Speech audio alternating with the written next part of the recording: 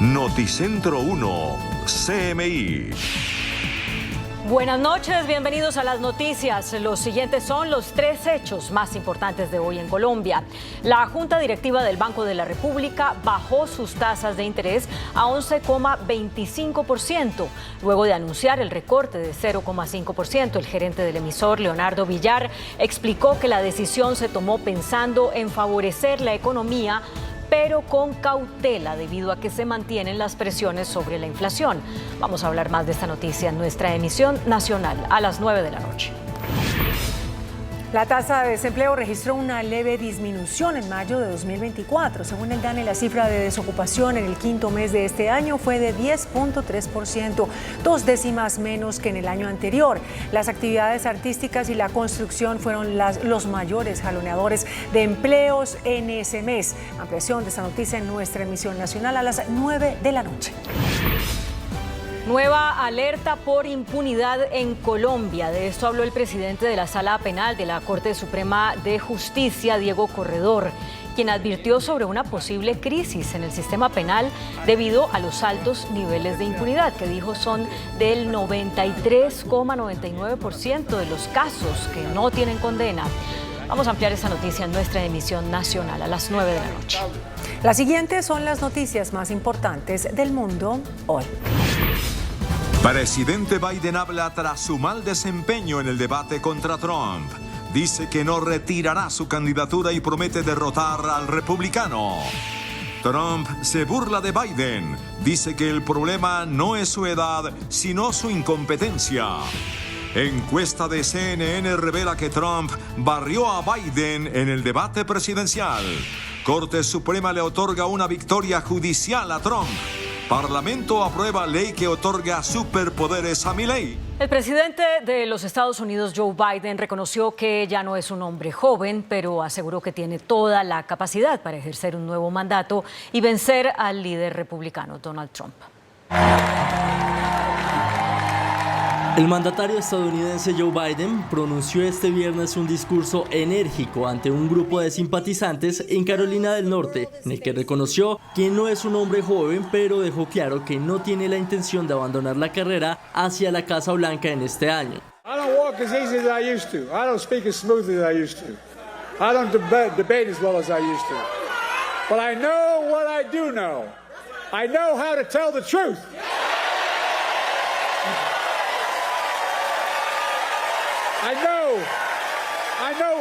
I know right from wrong. And I know how to do this job. I know how to get things done. And I know, like millions of Americans know, when you get knocked down, you get back up. El presidente declaró que dio su palabra de que no volvería a presentarse si no creyera en su corazón y en su alma que pueden hacer este trabajo. Por su parte, la vicepresidenta Kamala Harris también se pronunció rechazando la tesis de un Biden vacilante, sin dejar de lado que el desempeño del debate del presidente no fue el mejor. Tras su victoria en el debate, el expresidente de los Estados Unidos, Donald Trump, arremetió nuevamente contra el presidente Joe Biden, tachándolo de incompetente. Luego de salir del debate del cual salió victorioso pero tachado de mentiroso, el republicano Donald Trump se dirigió al estado de Virginia para realizar campaña electoral, donde aprovechó el momento para arremeter nuevamente contra el presidente Joe Biden, a quien calificó de incompetente. Joe Biden's problem is not his age, it's not his anything really. It's got no problem other than it's his competence. He's grossly incompetent. El exmandatario le preguntó a sus seguidores, ¿puede Estados Unidos sobrevivir a Joe Biden? The question every voter should be asking themselves today is not whether Joe Biden can survive a 90-minute debate performance, but whether America can survive 4 more years of crooked Joe Biden in the White House.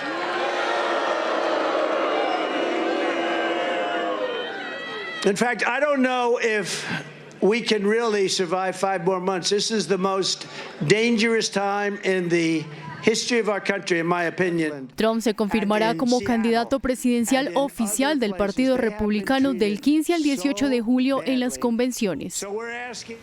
Según la más reciente encuesta de CNN, el 67% de los votantes en Estados Unidos cree que Donald Trump ganó el debate con Joe Biden.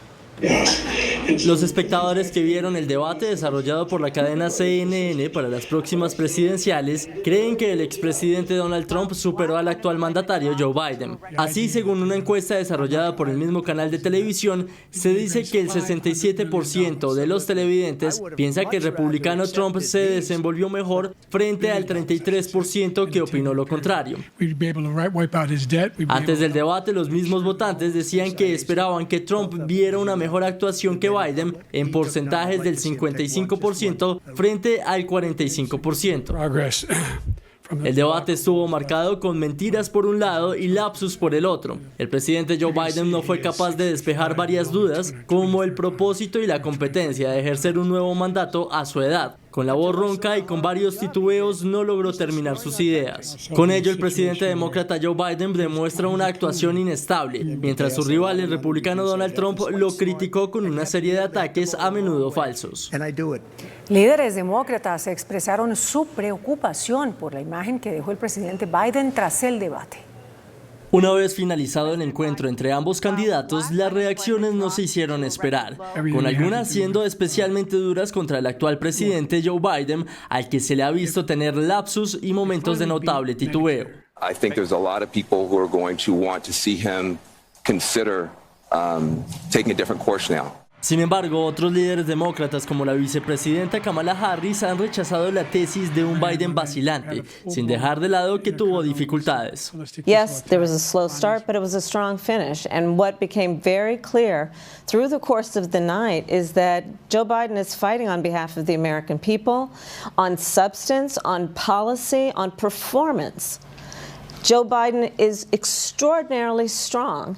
And that cannot be debated. A pesar del debate, Biden aún debe ser confirmado como candidato oficial en la Convención Demócrata de Chicago en agosto. El Tribunal Supremo de Estados Unidos rechazó la acusación a los asaltantes al Capitolio del 6 de enero de 2021. Con 6 votos a favor y 3 en contra, el máximo tribunal de Estados Unidos determinó que la Fiscalía se excedió en su acusación contra centenares de personas que se amotinaron en el Capitolio el 6 de enero del 2021, la mayoría de ellos seguidores del republicano y entonces presidente Donald Trump. La decisión implica que los tribunales inferiores aplicarán ahora ese estándar y probablemente desestimarán los cargos contra más de 350 acusados. El dictamen puede beneficiar al expresidente en uno de los procesos judiciales en su implicación en el asalto al Capitolio y su presunto intento de interferir en las elecciones, ya que un fiscal especial incluyó la obstrucción de un procedimiento oficial entre los 4 cargos que pesan en su contra en este juicio. Ese 6 de enero, unas 10.000 personas marcharon hacia el Capitolio y unas 800 irrumpieron en el edificio mientras estaba certificando la victoria electoral del presidente Joe Biden, donde hubo 5 muertos y cerca de 140 agentes heridos. Tras más de 6 meses de debate, el Parlamento de Argentina aprobó definitivamente la Ley de Bases. La Cámara de Diputados argentina aprobó los proyectos de ley bases y el paquete de reformas fiscales impulsado por el presidente Javier Milei. El impuesto a las ganancias, que había sido eliminado el año pasado por el kirchnerismo, fue uno de los puntos más discutidos. Ahora, con la restitución de este impuesto, casi 1 millón de trabajadores asalariados se verán afectados, lo que aumentará la recaudación de la nación y las provincias. El debate sobre la ley de bases incluyó la delegación de facultades al Poder Ejecutivo para reestructurar organismos del Estado, el régimen de incentivos a las grandes inversiones, reformas laborales y la autorización para privatizar 8 empresas públicas. Un sismo de magnitud 7,2 sacudió la costa sur del Perú, dejó al menos 14 personas heridas. Un fuerte sismo de magnitud 7.2 golpeó la región de Arequipa al sur del Perú, dejando al menos 14 personas heridas, a 3.500 sin electricidad, deslizamientos de tierra, el colapso de algunas viviendas y vías bloqueadas. Respecto a la alerta de tsunami emitida por la Marina del país, un portavoz de la Dirección de Hidrografía y Navegación confirmó que esta fue cancelada porque no se formó ninguna ola que genere peligro, tras monitorear la marea por 4 horas después de producido el sismo. Según el Instituto Geofísico del Perú, la Ciudad Blanca experimenta temblores prácticamente a diario, ya que se encuentra en una de las zonas de mayor actividad sísmica del mundo. Los ciudadanos de Francia se preparan para salir a votar el domingo en las elecciones legislativas, donde la derecha lidera con un 35% de intención de voto. Francia se prepara para acudir a las urnas una vez más, después de que el presidente francés Emmanuel Macron decidiera adelantar las elecciones legislativas el pasado 9 de junio, tras conocer los resultados de los comicios europeos. Con la disolución de la Asamblea Nacional, los más de 49 millones de votantes tendrán que elegir de nuevo a los 577 diputados, que compondrán la Cámara Baja del Parlamento. Se estima que la agrupación nacional de Marine Le Pen gane más del 35% en la primera vuelta del domingo, seguido por la alianza de izquierda Nuevo Frente Popular con un 29% y los centristas de Macron con alrededor del 20%. Dependiendo del resultado, el presidente Emmanuel Macron podría quedar en una tensa convivencia con un primer ministro opositor o con una Cámara incapaz de producir una mayoría estable durante al menos un año en la segunda economía de la Unión Europea. El presidente de Rusia, Vladimir Putin, confirmó que su país reanudará la producción de misiles terrestres con capacidad nuclear de corto y mediano alcance. Este tipo de misiles son los que estaban prohibidos en el Tratado de Armas con Estados Unidos, que fue el que se rompió en 2019. Ese tratado sobre fuerzas nucleares de alcance intermedio fue considerado un hito en el control de armas cuando fue firmado por el líder soviético Mikhail Gorbachev y el presidente de Estados Unidos de entonces, Ronald Reagan. Eso fue en 1988. En Irán iniciaron las elecciones presidenciales con más de 61 millones de ciudadanos habilitados para votar. Un cirujano cardiovascular, un exalcalde de Teherán y un clérigo implicado en la ejecución de presos políticos están entre los 6 candidatos aprobados por las autoridades para esta contienda electoral que se da tras la muerte del exmandatario Ebrahim Raisi hace más de un mes en un accidente aéreo. Una multinacional tecnológica de Corea del Sur presentó una tarjeta de crédito inteligente con Bluetooth, con un sistema de rastreo en tiempo real. Una tarjeta de crédito con Bluetooth fue diseñada para que al perderse, los usuarios siempre sepan dónde está. Se llama tarjeta de crédito IoT y forma parte del Internet de las Cosas, una red donde dispositivos físicos como vehículos, electrodomésticos, sensores y ahora estas tarjetas de crédito puedan intercambiar datos en Internet. La tarjeta de crédito IoT funciona mediante la integración de tecnología BLE, que permite una conexión inalámbrica eficiente y de bajo consumo de energía entre la tarjeta y un dispositivo como un teléfono inteligente. Sin embargo, el principal inconveniente de la tarjeta es que debe recargarse cada 30 días aproximadamente de forma inalámbrica, lo que implica estar pendiente mensualmente si su nivel de batería es bajo. Inicialmente estas tarjetas se lanzarán en Corea del Sur. Bienvenidos a Entrevistas CMI. Hoy, como ya lo saben ustedes, estamos en modo Selección Colombia. Cada vez que el equipo de todos juega, este es el espacio para analizar los resultados, los movimientos, la campaña que está cumpliendo el equipo Ernesto Lorenzo en la Copa América, en la que ya está clasificada de manera anticipada a los cuartos de final, después de la victoria 3-0 muy merecida sobre la selección de Costa Rica y sin importar lo que ocurra en el partido de fondo entre las selecciones de Brasil y Paraguay, porque con 6 puntos la selección Colombia está ya entre las 8 mejores de esta Copa América. La mejor manera de interpretar, de entender y de analizar y de compartir y de disfrutar además la campaña de la Selección Colombia, ya lo saben ustedes, la hacemos siempre en compañía del mundialista Carlos Valdés, a quien saludamos a esta hora. Carlos, bienvenido. Bueno, la sonrisa es la sonrisa del fútbol. ¿Qué tal, Germán? Un saludo para ti, para todos los televidentes. La verdad es que puede ser que a veces no se me note la alegría, pero estoy muy contento, de verdad, muy emocionado con lo que acabamos de ver, con lo que ha hecho esta selección, sobre todo por el cuerpo técnico, por un hombre que conozco y que tuve la oportunidad de compartir con él como Néstor Lorenzo, que ha conformado un gran equipo. Definitivamente hoy siento que me identifico con esta selección, creo que Colombia y muchos aficionados se sienten hoy representados por un gran equipo que está compitiendo muy bien y que nos ilusiona con cada partido, ¿no? Eso es muy cierto, Carlos. La ilusión se alimenta sobre todo, como bien lo dice usted, de buen desempeño en la cancha. Pero usted sabe que a mí, partido por partido, Me gusta comenzar haciendo el análisis desde el 11 inicial y le quiero preguntar por dos variantes que fueron, yo no sé si sorpresa para usted, pero todos esperábamos la dupla Davinson Sánchez-Yerry Mina y aparece la combinación Davinson Sánchez-Carlos Cuesta. ¿Qué cree usted que pudo haber incidido en favor de Cuesta o en perjuicio de Yerry Mina para que esta haya sido la dupla de centrales hoy frente a Costa Rica? Germán, difícil acertar en una respuesta como estas, pero desde el rol que nosotros cumplimos, que es tratar de analizar desde las experiencias, desde el conocimiento, por supuesto, que tenemos del entrenador y de los compañeros, creo que tiene que ver mucho el momento futbolístico de Yerry. Creo que no ha sido el mejor para su carrera. El otro día, si bien Colombia gana el partido y termina jugando muy bien sin sufrirlo, yo siento que el ingreso de Yerry fue difícil, le costó adaptarse al ritmo, digamos, de juego, y conociendo a Lorenzo sé que es un entrenador que mira el partido, que mira los videos, que repite, que analiza movimientos, que ve comportamientos en el campo a nivel colectivo, a nivel individual, y siento que puede pasar por eso, por entender y tomar una decisión que creo, entre otras cosas, que ha sido arriesgada, porque esto podía haber terminado de otra manera, pero de hecho por eso me alegra un montón que estas apuestas que ha hecho le salgan muy bien, que de pronto tenga que ver con eso, con un Cuesta que remató mejor la temporada. Si bien Yerry jugó, le fue muy bien, hay que entender que a lo largo del año, digamos, no tuvo la mejor continuidad.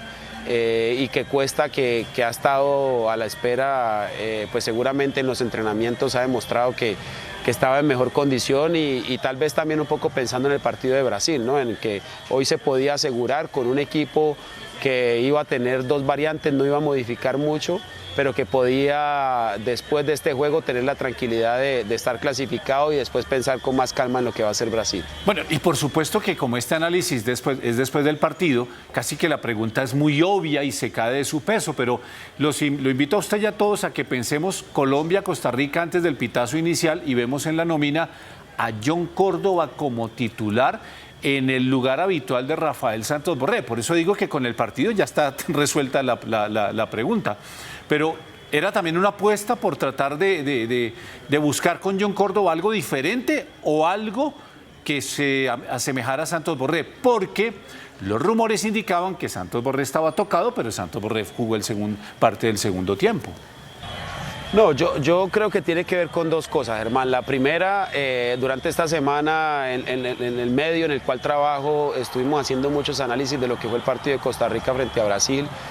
Y si algo logramos encontrar ahí es que Brasil careció de un 9 que fijara a los defensores, pero sobre todo un 9 fuerte que pudiera recibir todo ese desequilibrio, todo ese desborde que podían tener jugadores muy hábiles, muy dominantes, digamos, con la pelota, y que pudiera generarle más peligro, sobre todo en esa zona de influencia a Costa Rica. Y creo que ahí, por características, por la fuerza, por la fortaleza, porque es un jugador que puede sostener mejor a los defensores centrales, sin duda era John Córdoba. Y otra cosa creo que era justamente el factor emocional del jugador, ¿no? John Córdoba siente que hoy todavía se está jugando una oportunidad, se está jugando el puesto. Por ahí Borré ya es un hombre más consolidado, Borja es un hombre que está llegando a este proceso, pero que ha estado en selección y es mucho más consolidado. Durán es un chico que apenas está comenzando. Entonces creo que emocionalmente Córdoba sentía que esta podía ser la oportunidad, porque los partidos que tuvo la oportunidad de jugar eran amistosos y eran justamente eso, ¿no? Una prueba para saber realmente en qué momento podía definirse la lista. Entonces creo que ahí hay dos elementos, uno táctico, futbolístico, y el otro emocional, que sin duda hace que John Córdoba cada pelota la pelea a muerte, cada pelota vaya a fondo, la gane, trabaje para sus compañeros y trate de hacer todo lo que el entrenador le pide. Y para nosotros, Carlos, no sé si usted lo comparta, fue la figura del partido, no solamente la figura de Colombia, sino la figura del partido por lo que usted dice, por ese sacrificio, por fijar a los centrales, por ir incluso a veces al costado para tratar de abrir los espacios y permitir la llegada del famoso falso 9, que puede ser James, que puede ser Lucho Díaz, que puede ser Arias, que puede ser Lerma. Y para nosotros John Córdoba, ¿usted cree que se la pone difícil ahora a a Néstor Lorenzo y por supuesto a Rafael Santos Borré, y ni qué decir a Miguel Ángel Borja. Yo creo que es más complicado para Borja, porque creo que Borja llega al final, sin duda, a este proceso y llega claramente por los goles. Es decir, si saquemos a los otros tres, saquemos a Córdoba, saquemos a Borré, que son jugadores fijos, y a John Jader Durán, que tal vez estaba, y después el otro era Casierra y Borja, y uno dice los goles de Borja con Argentina o los goles de Casierra en Rusia, yo creo que al final es mejor tener a Borja, bien sea como tercero o cuarto delantero, que tener a Casierra. Creo que ahí le gana la mano precisamente Miguel a Casierra. Pero sin duda, para mí en la cabeza del entrenador hay dos hombres que son los que hacen que su equipo funcione, sobre todo en ese último cuarto como él desea. Y hay que entender también que esto depende mucho del rival, ¿no? Que no se nos haga raro o extraño que por ahí contra Brasil el titular no sea Córdoba sino Borré, y eso tiene simplemente una razón, y es que tal vez para ese partido la estrategia no es un 9-9 de peso corpulento como Córdoba, que fija a los defensores centrales, sino un hombre como Borré que tal vez genere más movilidad y que tenga más presión, por ejemplo, para los defensores centrales ante un Brasil que juega muy bien. Entonces creo que al final son conceptos tácticos que hay que entenderlos muy bien para poder saber qué es lo que tiene el entrenador en la cabeza, pero sin duda creo que con todo esto el único que gana es Colombia, porque hay herramientas y hay equipo para todo. De eso no cabe la menor duda. Ya entendemos cuál puede ser esa polifuncionalidad del 9, el 9 de área, el 9 de asociación, el 9 de toque, pero no hay duda sobre los tres que están detrás de ese 9. Luis Díaz, James Rodríguez y John Arias. Carlos, a mí todavía no me termina de llenar lo que está haciendo Luis Díaz. Se tira como siempre, como es habitual, como es lo tradicional, tanto en selección como Liverpool, hacia la banda izquierda a encarar, pero es que ya lo conocen. Le hacen marca escalonada de a3, hace una de más o dos de más, y ¿no le parece que Luis Díaz todavía necesita como reinventarse, o es que qué pasa con John Arias, con Luis Díaz, que todavía no siento que producen lo que nosotros esperaríamos que produjeran? Yo creo, Germán, que ese es el precio de brillar en sus clubes, ¿no? Cuando uno está en un equipo, por lo general la tendencia siempre del entrenador y de los futbolistas es referenciar a los más importantes. Y los más importantes, ¿quiénes son? Por momento futbolístico, sin duda, el hombre de Fluminense y el hombre de Liverpool. Entonces, básicamente la táctica se basa en eso, ¿no? En que cada vez que Lucho Díaz reciba la pelota teniendo espacio, no pueda quedar 1 contra 1, sino 2 contra 1 o 3 contra 1, incluso como lo vimos en el partido ante Paraguay. Y lo mismo ocurre con John Arias. Creo que ha sido un jugador que creció tanto en esta selección que eso lleva a que los rivales pongan su mirada en él para saber que tienen que bloquear a este jugador para que el equipo no pueda funcionar. Pero ahí es donde voy a las fortalezas que tiene Colombia, en que aun cuando Lucho Díaz no es el Lucho Díaz en su máximo esplendor, ni Arias, aparecen jugadores como Borja, aparecen jugadores como Córdoba, como Borré, como el mismo Daniel Muñoz, que resuelve y termina desequilibrando por una banda, y ni qué hablar de lo de James Rodríguez. Entonces creo que al final hablamos de un equipo muy completo, y yo esto no me lo está preguntando, pero creo que el aficionado colombiano tiene hoy todo el derecho de celebrar y de ilusionarse, porque yo veo un equipo muy competitivo, y creo que el único equipo que le puede ganar a esta selección son equipos que son competitivos en el continente, y entre esos los favoritos de los que hemos hablado, Uruguay, Brasil y Argentina. Me parece que de ahí para allá Colombia está en otro nivel, y sin duda me parece que es un equipo que va a seguir llevándonos esa ilusión de volver a soñar con otra Copa América. Estamos totalmente de acuerdo. Bueno, un hombre que lo conocen desde hace más de 10 años, porque fue goleador del Mundial en Brasil 2014, es James Rodríguez. Pero ¿por qué James Rodríguez está siendo ese motor, esa figura, ese distinto de la selección colombiana en esta Copa América. Seguimos en entrevistas CMI analizando el dulce momento que vive la selección Colombia, y no solamente en esta Copa América, sino que en la era de Néstor Lorenzo ya son 22 los partidos en condición de invicto. Sigue demostrando un equipo con categoría, con clase, con variantes. Y antes de la pausa, Carlos, yo quería mencionarle lo de James Rodríguez. Cuando salió del partido, le preguntaron por John Córdoba y dijo, no, y además hizo un gran gol, pero ¿viste la asistencia? Fue asistencia con pierna derecha, con pierna cambiada. Es decir, ¿qué hace este James que todo el mundo lo conoce, pero es el diferente? No, yo creo que James tiene una virtud distinta, por ejemplo, a lo que hablábamos con Arias y con el caso de Lucho Díaz, y es que James es el jugador menos posicional de Colombia, es decir, que tiene la posibilidad de moverse por cualquier sector del campo en el que él quiera, porque al final la distribución táctica de Lorenzo claramente te va a fijar siempre a Lucho Díaz, principalmente en el costado izquierdo, y cuando no encuentre camino seguramente en el costado derecho, pero muy pocas veces lo va a fijar por dentro. En el caso de Arias no es un extremo en esta selección, entonces casi siempre está en el medio campo o en carriles internos, y creo que a diferencia de James, lo que puede hacer sin duda, porque en este juego de evaluación, digamos, que uno hace de los rivales, pues claro, James es un hombre siempre a marcar, pero es muy difícil para un entrenador determinar cómo marcar a un jugador como James Rodríguez si ya tienes que marcar a Arias, si tienes que marcar a Lucho Díaz, pero no sabes dónde va a estar James, no sabes si va a caer en el costado izquierdo, no sabes si va a acostar en el derecho, no sabes si te va a llegar como segundo punta, no sabes si te va a arrancar en la primera línea tirándote una pelota de gol. Entonces creo que esa es la capacidad realmente que tiene James Rodríguez, que su principal herramienta, digamos, ha sido su juego inteligente, ¿no? El saber siempre alejarse de las referencias para poder recibir la pelota, y esto lo entiende muy bien Lorenzo. Sabe que el equipo tiene que trabajar en la recuperación de la pelota, en el cerrarse para cuando se pierda el balón, que el rival no encuentre espacios, y trabajar en función de un James Rodríguez que cada vez que recibe la pelota sabe qué hacer con ella, o sabe poner a jugar a sus compañeros, o sabe ponerte una pelota de gol. Y creo que eso es lo que ha hecho muy difícil de referenciar a James Rodríguez, y que por suerte para Colombia ha funcionado muy bien. No, y antes del cambio por Yasser Asprilla al minuto 70, muy grato ver a un James ir a respaldar a Daniel Muñoz en un cierre a la banda, cuando hay quienes dicen que James está solo para pedir la pelota y distribuir, pero uno también lo ve físicamente muy bien, Carlos. Carlos, 5 goles en 2 partidos oficiales por Copa América, pero 3 remates de cabeza, 3 con pelota quieta.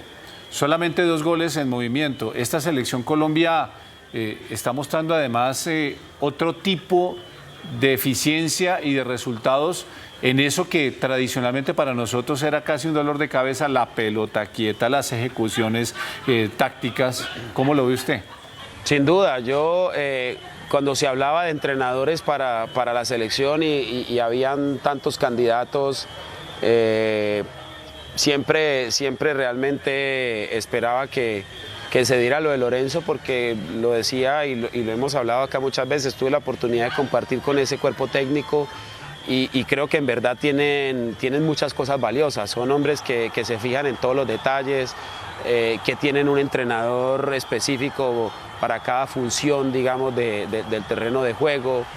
Para la pelota quieta tienen un entrenador para los atacantes, para los defensas, para los volantes. Entonces creo que al final son detalles que te hacen la diferencia, ¿no? Y hoy lo que vemos no es producto del azar, no es producto de la suerte, ni mucho menos del talento, porque el talento ha sido importante, pero obviamente el talento sumado a la preparación, a la capacidad, al trabajo que hace un tipo como Lorenzo con su cuerpo técnico, pues nos regala esto, ¿no? Una selección que, como lo decía ahora, tiene muchas herramientas y que va a vender muy caro precisamente cada competencia y cada partido que le toque enfrentar. Sí, eso es muy cierto. Agota en el partido frente a Costa Rica Néstor Lorenzo las 3 ventanas de cambio, empezando por Mateus Uribe en reemplazo de Richard Ríos, quien además sale amonestado, pero después viene Lerma por Castaño. Digamos que esos 2 cambios son posicionales, por lo menos dentro de ese 4-2-3-1 que nosotros seguimos imaginando de Colombia. Pero ¿usted qué cree? Que lo de Yasser Asprilla por James, lo de John Jader Durán por Lucho Díaz, lo de Borré por Córdoba, ¿Qué se busca? ¿Que tengan minutos, que tengan un poco más de kilómetros los jugadores? ¿Todavía seguimos hablando de titulares y suplentes en esta selección Colombia? Esa es difícil porque yo creo que hay una base, pero sin duda yo creo que más allá de si la gente lo determina como titulares y suplentes, yo creo que hay equipo. Yo diría que hay equipo porque el que entra mantiene, digamos, la idea futbolística y sobre todo la intención de una Colombia que es propositiva. Y me parece que los cambios hacen relación sobre todo a que el equipo justamente mantenga esa intención de juego, ¿no? El dominio sobre su rival, la intención siempre de proponer con el balón en los pies, de ir hacia adelante, de buscar si el rival te da oportunidad de hacerte 1 o 2 goles más, y creo que eso es lo que al final termina demostrando el entrenador cuando manda al campo 3 hombres ofensivos. Está bien que los cambios muchas veces son posicionales, pero el poner a un jugador joven como Yasser, el ingresar casi que a 2 nueves, porque Jader Durán lo es, al igual que Borré, habla de la intención, ¿no? Y del mensaje que tiene y que está interiorizando este equipo de Colombia, que es siempre mantener esa idea, esa intención de arriesgar, de ir a ganar, más allá de que el partido ya prácticamente estaba liquidado. Carlos, enfrentamos ya 2 selecciones como Paraguay y Costa Rica que en la cancha, digamos, quedó demostrado que Colombia fue superior. No vamos a decir que muy superior, aunque lo de Costa Rica hoy suena a goleada. Pero son 2 equipos en transición. De hecho, Costa Rica con Gustavo Alfaro tiene un promedio de edad, es el equipo más joven de la Copa América. Paraguay está tratando de resolver sus problemas, incluso en la eliminatoria. Y viene Brasil. ¿Usted cómo plantearía lo que viene a Brasil? ¿Cuidar a James, cuidar a Lucho, cuidar a Arias, ensayar alguna otra variante incluso de orden táctico, de pronto jugar con, no sé, Juanfer Quintero, fijar 2 nueves?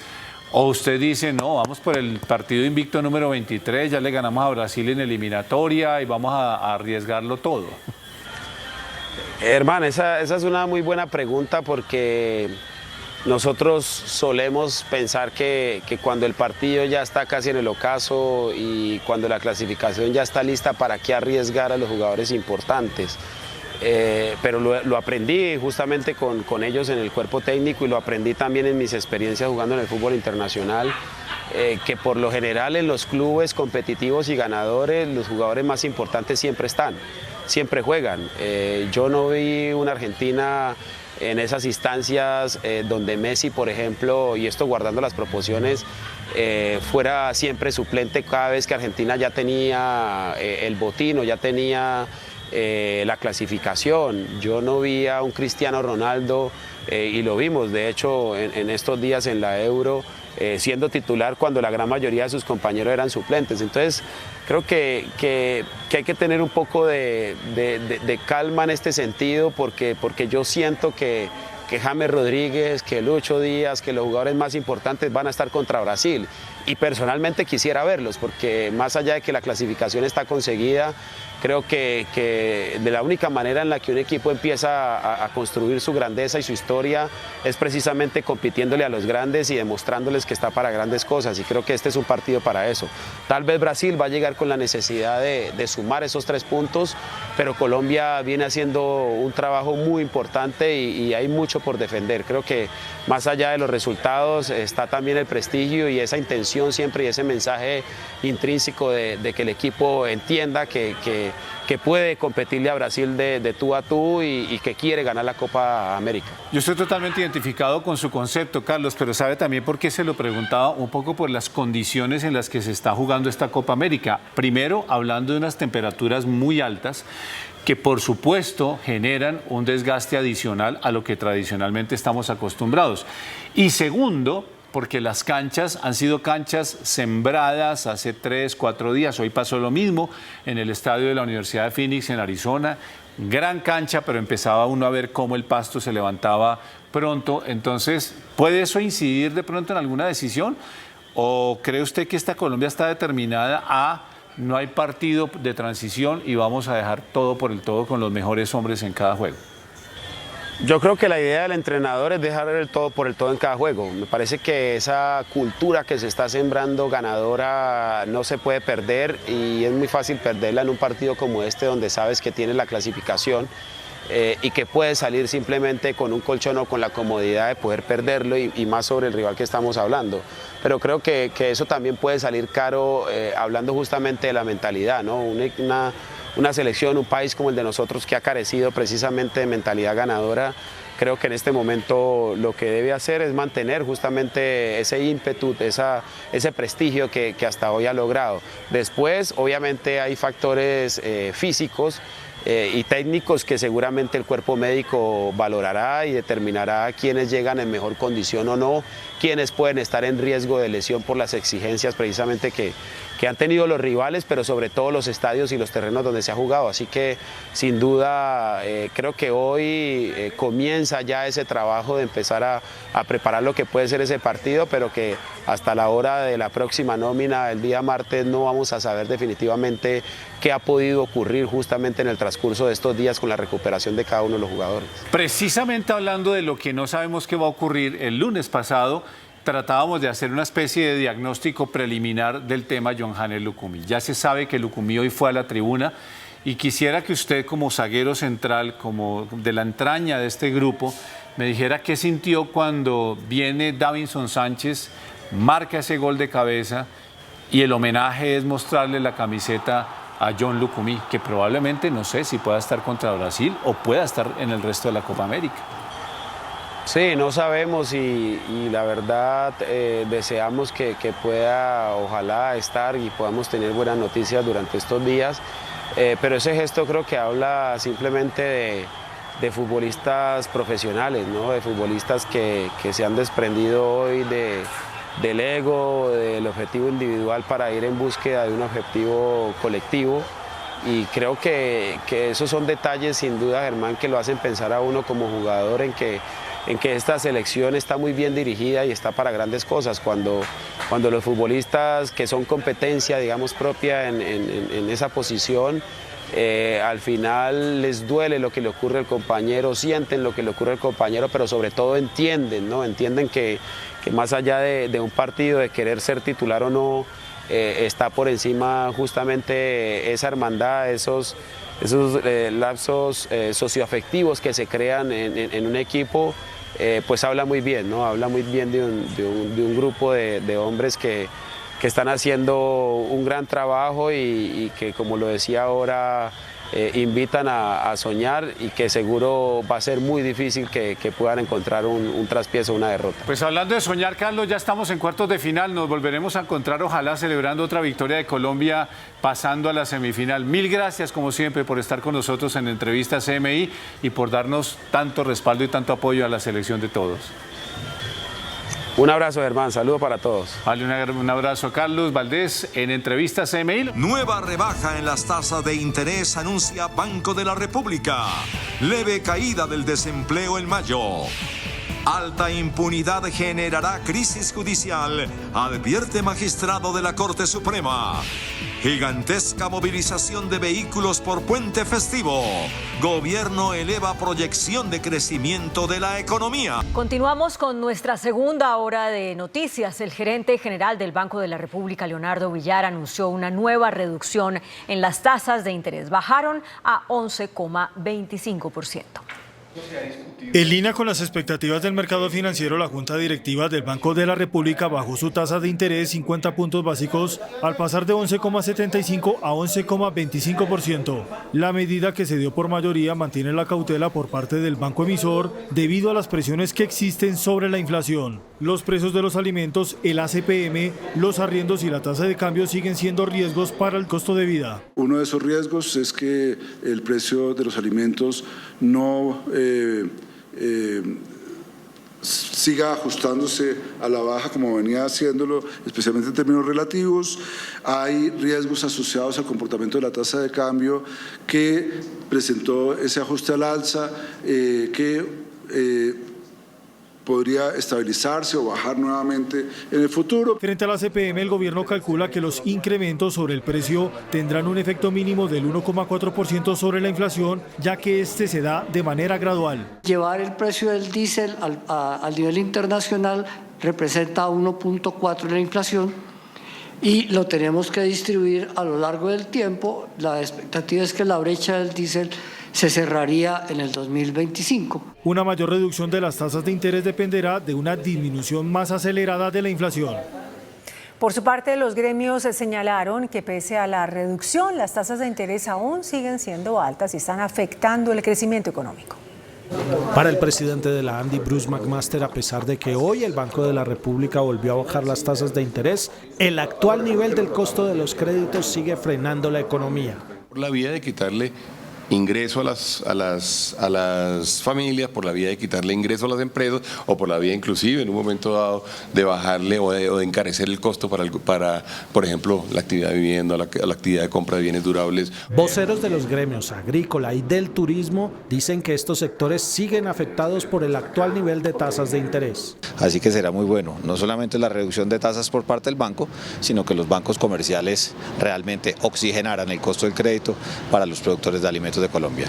Hoy por hoy estamos viendo que esa tasa nos está generando un problema. En la medida en que empezó a subir para tratar de mantener anclada la inflación, empezamos a ver cómo cayó y sigue cayendo, por supuesto, los niveles de ocupación. Para nosotros eso es fundamental. Para el presidente de FENALCO hay que tener cuidado con la inflación. Es muy importante esa baja de las tasas de interés, pero por supuesto también somos conscientes de que la inflación siguió en el mismo nivel y no siguió bajando. El desempleo disminuyó levemente en mayo, se ubicó en 10,3% según el DANE. El desempleo bajó de 10,5% en mayo de 2023 a 10,3% en mayo de este año. Estas son las actividades que aportaron a la generación de empleos. El tema de actividades artísticas, entretenimiento y recreación, que aporta 231.000 personas. El tema de construcción, que aporta 160.000. Y actividades y servicios de comida, que aporta 139.000 personas. Fueron 463.000 nuevos empleos en el último año. Esto es muy volátil mes a mes y que algunos meses, mientras tenemos, por ejemplo, la agricultura muy arriba, este mes ya nos reporta menos 21.000 personas y por lo tanto pueden ser mercados un poco volátiles. La población desocupada suma 2.646.000 personas. El tema de comercio no fue un tema que mostrara un avance positivo durante el mes de mayo. Tuvimos 137.000 personas menos en el ámbito de comercio y también en las actividades financieras y de seguros, donde tuvimos 55.000 personas menos ocupadas en el mes de mayo. Las ciudades con mayor desempleo son Arauca, 29,7%, Mocoa, 27,6%, y Quibdó 26,4%. Mientras tanto, la informalidad se ubicó en el 55,6% en mayo. Azocolflores, el gremio que representa a los cultivadores de flores, alertó sobre la falta de mano de obra en los cultivos. Por estos días en los cultivos de flores hace falta personal. Andrés Bernaza, vicepresidente de Azocolflores, dice que la mano de obra es insuficiente.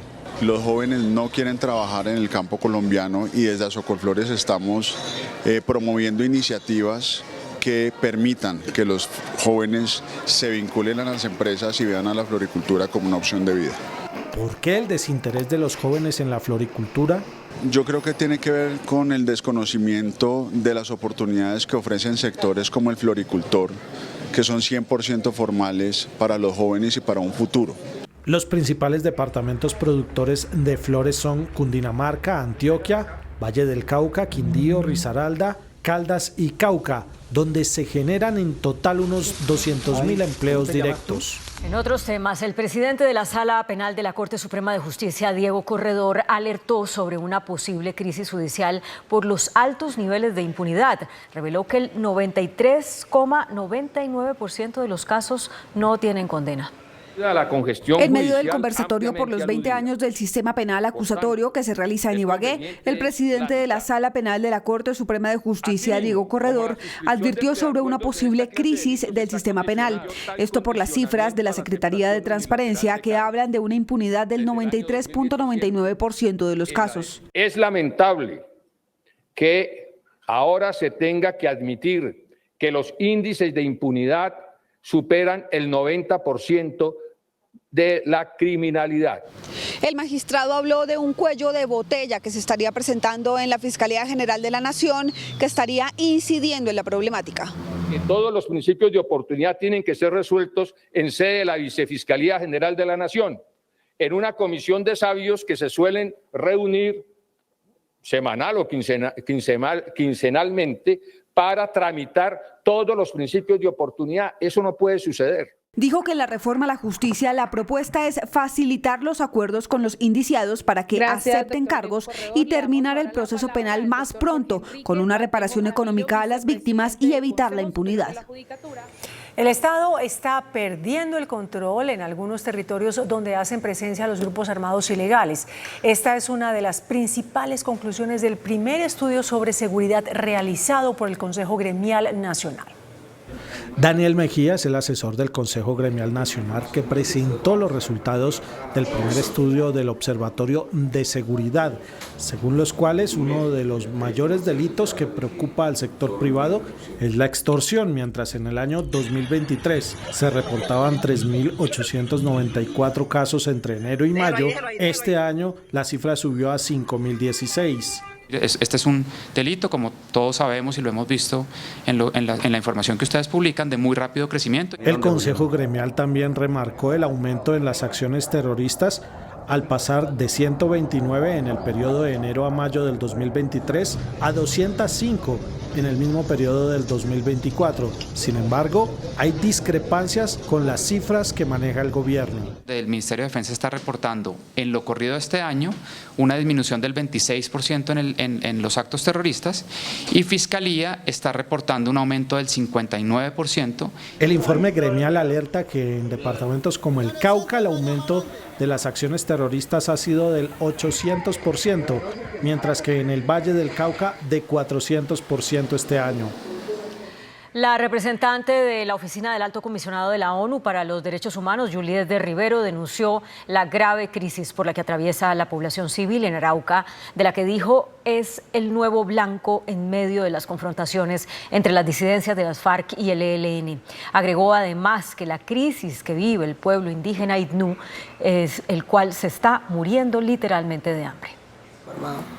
Juliette de Rivero acaba de regresar de Arauca, donde la población civil denuncia está siendo prácticamente asesinada en medio del fuego por la confrontación entre las disidencias y el ELN. Los muertos lo está poniendo la población civil, no los actores armados.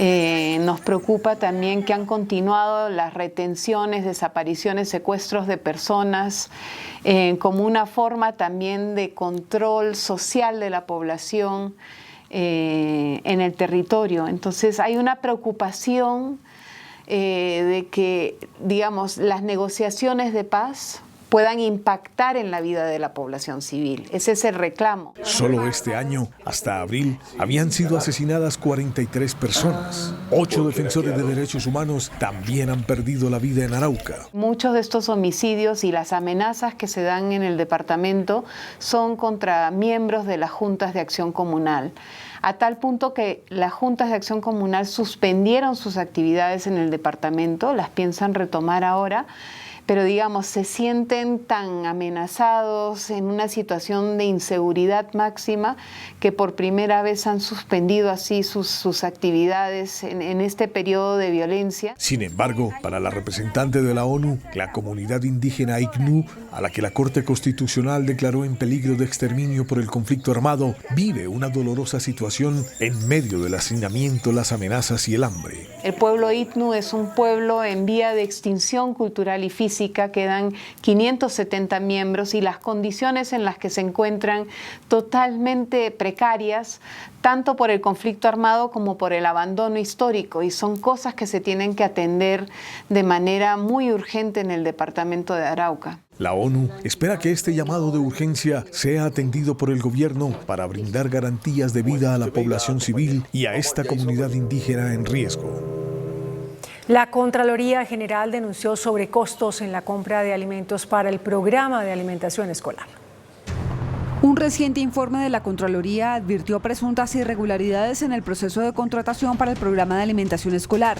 El informe identifica 11 hallazgos de incidencia fiscal por más de 4.181 millones por presuntos sobrecostos en la prestación del servicio, es decir, que excedieron el precio normal de los alimentos, principalmente en Nariño y Quindío. Según el informe, durante el primer semestre de este año, 229.000 niños no recibieron su ración de comida por suspensión del programa en algunos municipios de Antioquia, Cauca y Magdalena. Según la Contraloría, en el Huila no se dio comida a 3.200 niños por problemas de orden público que impidieron la distribución. Bajo supervisión médica continúa Laura Sarabia, directora del Departamento Administrativo de la Presidencia de la República, hospitalizada desde la noche de ayer en Bogotá. La noticia fue revelada por el presidente Petro, quien aseguró que los señalamientos en contra de Laura Sarabia y su familia la llevaron a presentar quebrantos de salud.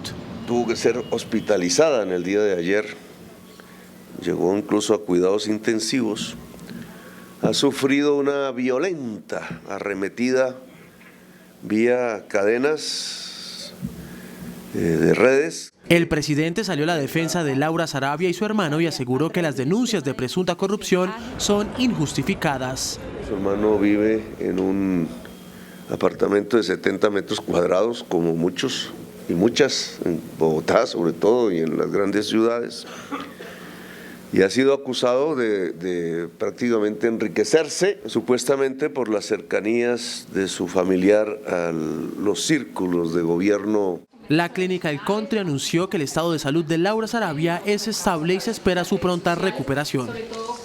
La Jurisdicción Especial para la Paz rechazó las amenazas a exguerrilleros de la extinta FARC que tuvieron que abandonar la zona de reincorporación en Caquetá.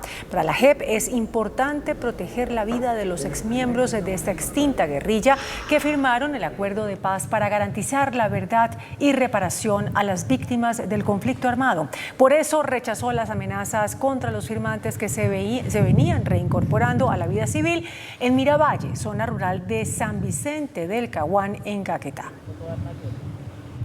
Y las autoridades de tránsito desplegaron un gigantesco operativo en todas las carreteras de Colombia por la movilización de alrededor de 4,5 millones de vehículos, que es lo que se proyecta para este puente festivo del San Pedro y San Pablo. Cerca de 900 uniformados entre fuerzas militares y policía de carreteras han sido desplegados en las principales vías de 16 departamentos, priorizando los puntos de mayor siniestralidad en puentes festivos pasados.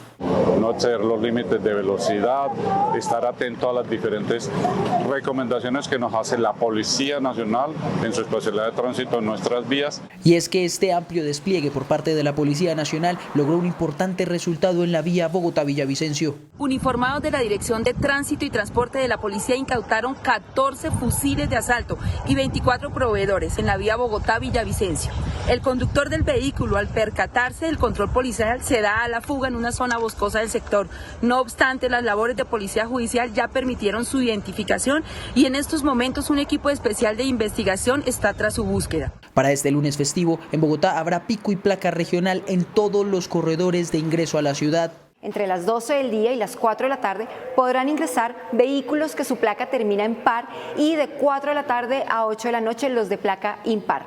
Por lo tanto, recomendamos a la ciudadanía planear su viaje, tener la documentación al día, revisar el estado del vehículo y seguir las indicaciones de las autoridades en vía, quienes estarán haciendo controles y cuidando la vía de todos los ciudadanos.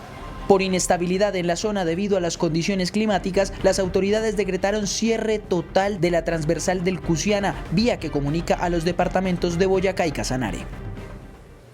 La representante de la Cámara, Catherine Juinao, reveló un aumento histórico en las quejas contra las EPS, especialmente aquellas que están intervenidas por la Superintendencia de Salud. La denuncia de la parlamentaria señala que tras la intervención de la Supersalud en varias EPS, las quejas de los usuarios registran un aumento histórico. Fueron 154.000 quejas registradas en abril de 2024, lo que representa un aumento de 34.000 reclamos entre marzo y abril de 2024. Desde que el gobierno intervino a EPS Sanitas y a Nueva EPS el 2 y 3 de abril, tenemos un pico histórico en las quejas, reclamos, peticiones y denuncias de los pacientes en un 90% por barreras de acceso a la salud. Las quejas aumentaron de la siguiente forma: en la nueva EPS un 14,6%, en Sura 13%, en Sanitas 13% y en Salud Total 12%. Aquí el problema es que hacen unas intervenciones para las que no están preparados, porque Nueva EPS y Sanitas son de las EPS más grandes del país. Con todas las demás intervenciones de otras EPS, el gobierno en este momento está en control de la mitad del sistema de salud, de 25 millones de afiliados. La representante de la Cámara asegura que el gobierno ha generado un ambiente de incertidumbre en el sector salud, deteriorando la prestación del servicio. Fortalecer la OEA para castigar ejemplarmente a quienes intenten dar golpes de Estado y excluir a Cuba del listado de países promotores del terrorismo, pidió hoy el canciller Luis Gilberto Murillo. En la Asamblea 54 de la Organización de Estados Americanos que sesionó en Asunción, Paraguay, el canciller Luis Gilberto Murillo, a nombre del gobierno colombiano, pidió excluir a Cuba de la lista de países colaboradores del terrorismo. Dijo que la isla es un amigo de la paz. Y desde este escenario, desde este foro, insiste y solicita excluir a la República de Cuba de la lista de estados designados como patrocinadores del terrorismo y también las medidas que son unilaterales y extraterritoriales que tienen que ver con sanciones. El canciller Murillo también pidió fortalecer las sanciones contra personas que intenten dar golpes de Estado, como lo ocurrido recientemente en Bolivia. A que hayan escenarios en el contexto interamericano de juzgamiento de conductas como esta, que intentan golpes contra la democracia, porque no pueden quedar impunes. De acuerdo con el diplomático colombiano, la Organización de Estados Americanos debe sufrir una profunda transformación en defensa de la Carta Democrática en el continente. La Corte Constitucional ordenó medidas especiales de protección a los miembros de la comunidad LGBTIQ+. En el marco de la celebración del orgullo LGTBI que se conmemora todos los años, la Comisión de Género de la Rama Judicial advirtió que los miembros de la comunidad son sujetos de especial protección. De hecho, la más reciente sentencia de tutela de la Corte Constitucional también lo recuerda y advierte que todas las personas tienen derecho al libre desarrollo de la personalidad sin ninguna discriminación por razones de sexo.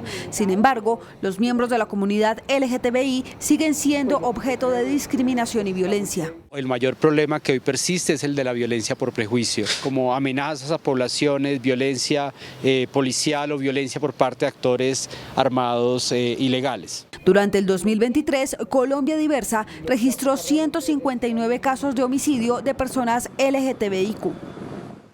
El Consejo de Estado admitió 2 demandas contra la elección de la fiscal general de la Nación, Luz Adriana Camargo.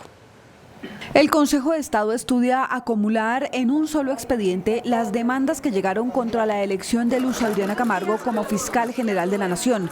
Son 4 demandas, pero hasta el momento solo 2 han sido admitidas para estudio de fondo. Lo que dicen es que no hubo una elección entre las 3 candidatas como lo manda la ley, porque la terna se descompuso con la renuncia de Amelia Pérez, que se dio unas horas antes de que la Corte Suprema de Justicia entrara a elegir. Algunos de los demandantes pidieron suspender provisionalmente la elección de la fiscal, a lo que la Procuraduría ya envió un concepto oponiéndose a esa petición. Dice la Procuraduría que son interpretaciones particulares sobre algún tipo de irregularidad en la elección de Luz Adriana Camargo como fiscal general. Autoridades en Bogotá continúan tras la pista de 2 reclusos que se fugaron esta madrugada de la cárcel La Picota. El Instituto Nacional Penitenciario y Carcelario confirmó la fuga de 2 sujetos que estaban en el pabellón 30, considerado de alta seguridad. La entidad inició investigaciones disciplinarias a todos los funcionarios que estaban de guardia la noche del jueves. Los detenidos con alicates abrieron un agujero en una reja y escaparon por la parte trasera de la prisión. El alcalde de Bogotá, Carlos Fernando Galán, anunció la captura de 3 extorsionistas en Bogotá. Estas personas son señaladas de haber lanzado la granada a la empresa de envíos ubicada en el norte de Bogotá, hecho que ocurrió hace menos de 48 horas.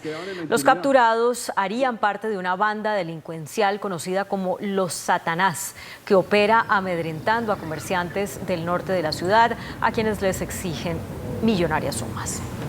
En Atlántico, las autoridades continúan a esta hora la búsqueda de un menor de 9 años que desapareció al caer a un arroyo en el barrio El Bosque, en el suroccidente de Barranquilla. El menor jugaba con otros niños muy cerca del arroyo y al ir a recoger un balón resbaló, cayendo a la fuerte corriente que lo arrastró, según narraron testigos a los organismos de socorro. Conocida la emergencia, el Cuerpo de Bomberos y Defensa Civil iniciaron la búsqueda del menor, que se extiende hasta el municipio de Puerto Colombia. El presidente de Estados Unidos, Joe Biden, reconoció hoy su desempeño inestable en el debate presidencial de ayer y prometió ganar las elecciones. Por su parte, el exmandatario Donald Trump arremetió contra Joe Biden, calificándolo de incompetente. El Parlamento de Argentina aprobó definitivamente la ley de bases del presidente Javier Milei. Estas son las noticias del mundo en Noticentro 1, CMI.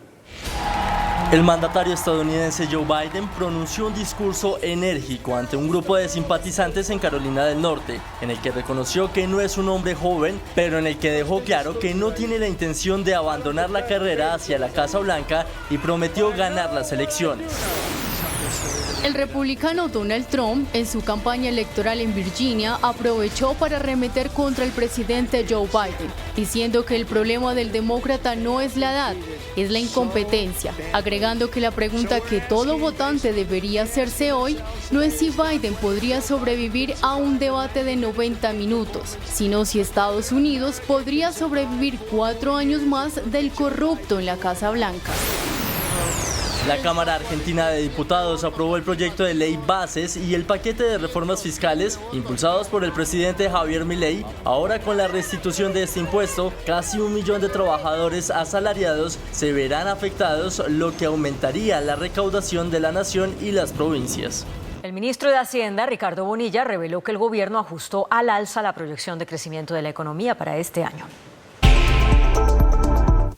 De acuerdo con el jefe de la cartera de Hacienda, varios sectores empezaron a mostrar signos de recuperación, como se reflejó en el último informe del índice de seguimiento de la economía revelado por el DANE. Con ello se ajustó al alza la proyección de crecimiento de la economía colombiana de 1,5 a 1,7% para el cierre del año. Hay recuperación en obras civiles y todo esto conduce a que el Ministerio de Hacienda coloque la senda de crecimiento del 2024 en 1,7. El funcionario explicó que la recuperación de la economía ha sido lenta pero segura. El país está recuperando la senda del crecimiento lentamente, pero de manera segura. El primer trimestre tuvo un buen comportamiento. El ministro Bonilla destacó la reducción en la tasa nacional de desempleo. El presidente Gustavo Petro anunció que el próximo 16 de julio sancionará en un acto público en la Plaza de Bolívar la reforma pensional. Desde Soacha, el jefe de Estado aseguró que la reforma al sistema pensional corregirá injusticias y sacará de la pobreza extrema a más de 2 millones de adultos mayores. Esa ley que acabamos de aprobar es la verdadera construcción del Estado social de derecho. Así que los espero en la Plaza de Bolívar el 16 de julio. El presidente también extendió un llamado a los magistrados de la Corte Constitucional. Que la Corte Constitucional no escuche el canto de sirenas.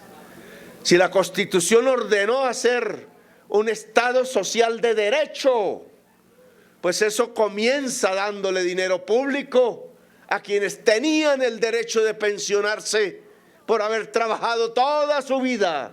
Una vez la reforma sea sancionada por el presidente, se espera inicie su implementación desde el 1 de julio de 2025. El presidente de FENALCO, Jaime Alberto Cabal, anunció que durante todo el puente festivo el comercio hará descuentos.